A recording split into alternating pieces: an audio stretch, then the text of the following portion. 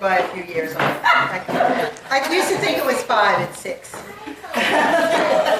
Yeah. It's four. I always thought we were 5 years until she was 75, and she told me she wanted to go to Long Beach Island and celebrate with me. And I said, but aren't you going to be 75 next year? She said, no. And I said, oh, I have it wrong all these years. We grew up, as my brother was the person that wrote that. We grew up, and actually, on our building, we actually grew up on the campus of Fordham University, which is very unusual.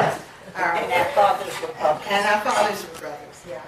And, but we are what we are because of the matriarch of the family, known as Grandma Kazi, who was a very well-known person, all over the city. She was very involved in politics. Every restaurateur knew her. She was involved in restaurant business. She was involved in civic organizations and so forth. And she lost her husband, who was a contractor, when he was in his 20s.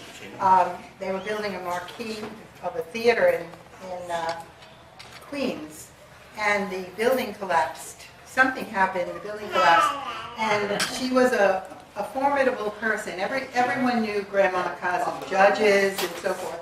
And she was the person. Your grandma. This was our grandmother. Yes, Amelia Kazi. And she's very involved in my father. And she lived right next door to Lillian, and we lived upstairs several floors up. And we had an extended family, and the way this building was, there were about 2 or 3 families who were interrelated in the building. And it was on the campus of Fordham University, which was our playground. But what was wonderful for me as a child was that Lillian and Addie, who we call sister, and they had a brother who we call Sonny, with sister Sonny and Lillian and their dog Dusty.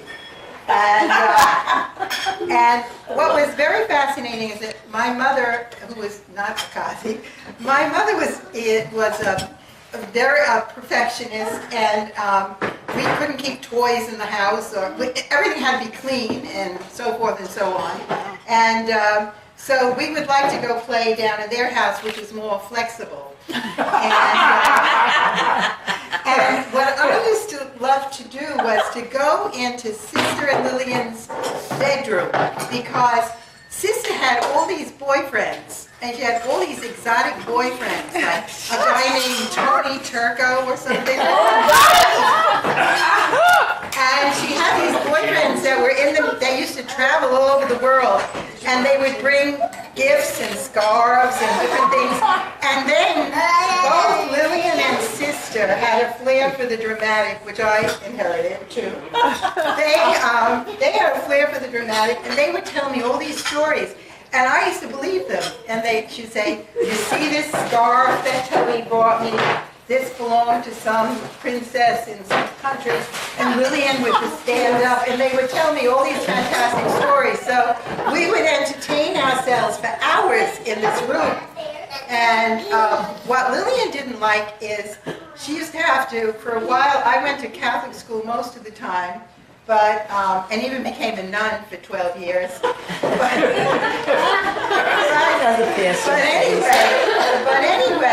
anyway, Lillian has a job of taking me to school, and the school was a half a mile away, and it was near the Bronx Zoo, and we didn't have school buses then. And she was very, very popular in school. She was like very popular on the street. Everybody liked Lillian. Everybody liked Sister. They were like the leaders of the block. And so she was stuck with this, what she used to call this little brat. And my mother used to dress me with these little skirts. And the boys that would go with her go, oh yeah, your cousin is wearing these short dresses.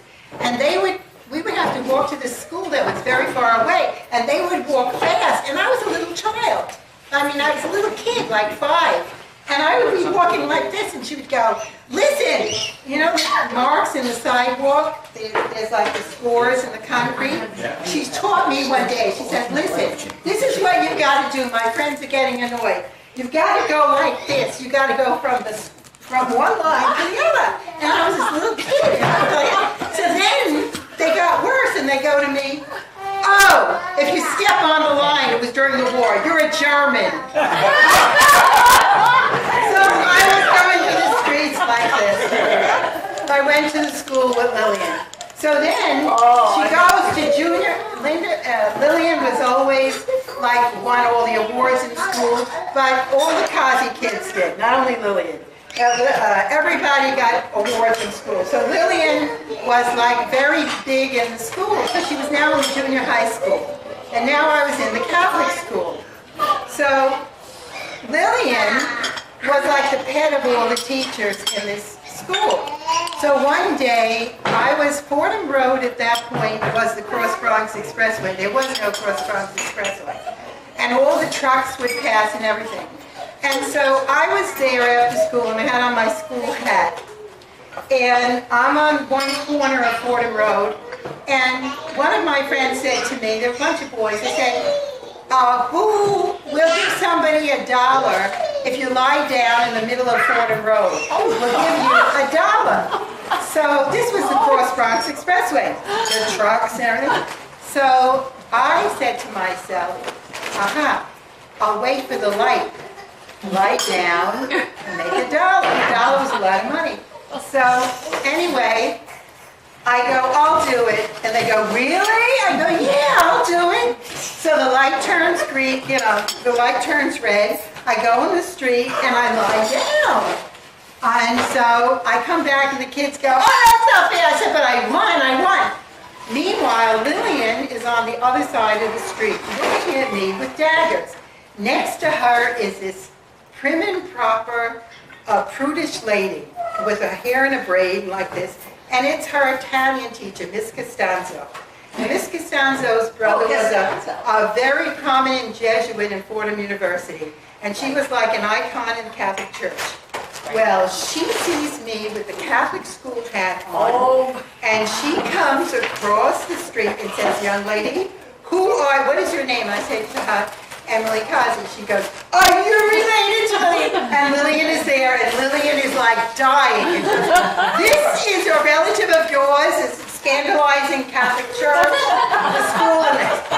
Lillian runs back to our sainted aunt, Grandma Kazi's daughter, Aunt Mary. She goes to Aunt Mary and she says, Emily scandalized me, scandalized the family, scandalized the school, the church, and Miss Costanza's going to kill me. I want Emily to write a letter right now. I said, well, just Emily's to write a letter. So Aunt Mary said, what did you do? I said, I was lying in the street. She goes, lying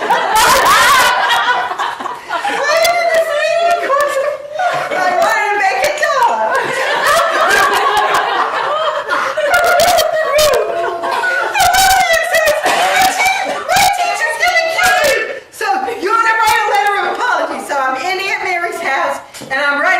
Dear Miss Costanzo, I will never again, she's dictating the letter. Miss Costanzo, I will never again do this. I will never again do this. And then she brings the letter to Miss Costanzo, and then Miss Costanzo says, she's a very good girl. She wrote this letter. She'll turn out okay, or something like that. Another day when Adam talked about how good she was at playing ball. She used to play stickball in front of the house with the kids. So there were rations on during the war on different things you couldn't get. And I would go in the house and we would say I used to love her loose leaf binder. And I say, I'd like a loose leaf binder because we can't get the paper and they're rationing the paper. So one day I went to Benny's store. Benny Horowitz was a little store. This guy Benny, who told my brother, who you heard about before, Benny had this candy store, and I wanted to say this about my brother. Her father, Uncle Eugenio, used to go in there and get his cigars and everything from Benny. So he goes in there, and Benny tells him, this boy, Robin, I would like for my child. That's my brother. He says, why? He said, I would like your nephew, Robert, for my child. He says, all the other children play in the street. And this boy, Robert, he stays in the store. And he looks at the candy and he goes, Benny, how much was that? Do you buy that for? How much do you sell that for? Yes, my brother is very That's successful. Robert. That is definitely Robert. So I went into Benny's store. Not to look at the candy. I went in there to buy something, and I saw that they had loose leaf paper. I said, Benny, you have loose leaf paper? He said, yes, they released it. I said, how much is it? 5 cents. I got my money that I was going to buy candy with. I give Benny the money, and I figure I'm going to tell Lillian I have this loose leaf paper. So I run back to 191st Street, which was this little tiny street. Fordham University is incorporated all around it. And Lillian is like this. She's batting a ball. And I All in the streets. and I come with the loose leaf paper. I go, Lillian, loose leaf paper. Lillian hits me and knocks me out. I still have the scar. My mother, the fanatic, my mother don't touch her children. My mother, she had to deal with the poor soul. I was bleeding. aiming at the ball. She knocked me out. I'm on the ground. I never forgot it. But I want to say that all through the years, Lillian has been an inspiration. She worked for the phone company, and she used to tell us, and she went way up in the phone company. Wherever she was very successful, and then she went and became a teacher, and she used to tell us when she worked for the phone company, we used to ask her all the secrets of the phone company. She'd say, you know what we do when these people call us up and they're very nasty? You know what we do? There's one nasty lady calling in another nasty lady, and we hook them on to each other. I always remember her telling me, and who called you? I didn't call you. Who are you? This is so funny. I never remember this. She would tell us these stories. And then she bought a house in Shelter Island. They had a house in Shelter Island.